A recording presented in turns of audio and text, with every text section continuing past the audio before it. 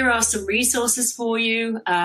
This is the toolkit Ruth mentioned earlier. We developed with the Hospital Association, Oregon Nurses Association, SEIU 49, our triple aim in Oregon, and our governor's office was involved as well. It was very much a multi-pronged approach and statewide and supported statewide. We had 5 hospitals really try out tools. We did a lot of research and pull research from all over the world together in one resource, so you don't have to reinvent the wheel.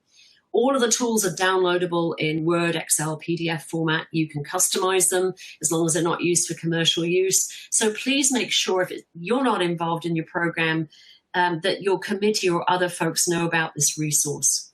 And we're always going to keep updating it as well. There's a great resource at Joint Commission. They have, including our toolkit, that's a resource on the Joint Commission website as well. But there's a lot of great resources and tools that you can download there. They also have a great overview of how to address domestic violence on the job. And then the American Medical Association has some great resources on bullying, together with ANA and others.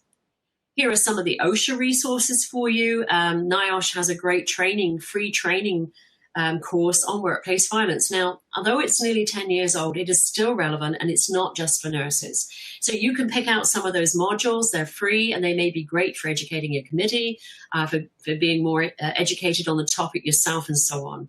And then I included a great resource on dementia. A lot of us are working more with dementia patients in an acute care setting, and in other settings as well. And WorkSafe BC from British Columbia have some very good freely available resources. Here are ANA resources for you. So Ruth has mentioned some of these. There are great resources on well-being related to COVID-19, and then about filing a complaint to OSHA.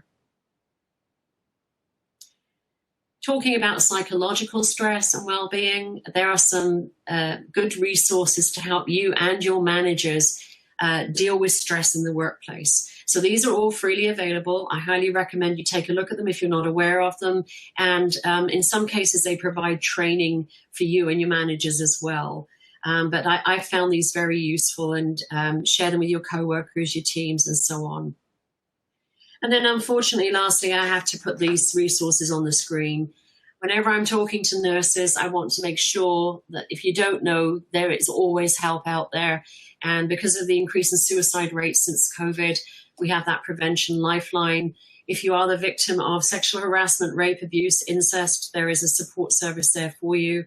And then if you have substance abuse issues, or you need help with understanding trauma-informed care, SAMHSA has a lot of great information that's freely available. Lastly, then, what is the evidence for workplace violence programs?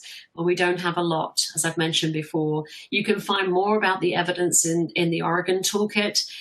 There is more at the Joint Commission website, especially from the VA. And then these are really the systematic reviews or meta-analyses. There's, 5 of them that give us a good idea of what interventions look like they're effective in preventing violence. But as I said before, we don't know all the elements in a workplace violence prevention program that should be implemented to prevent violence. We're still learning. So we've got to share best practices. And that's why I was so honored to be able to present this information to you today. And I do hope it helps you stay safe on the job and keep your patients safe as well.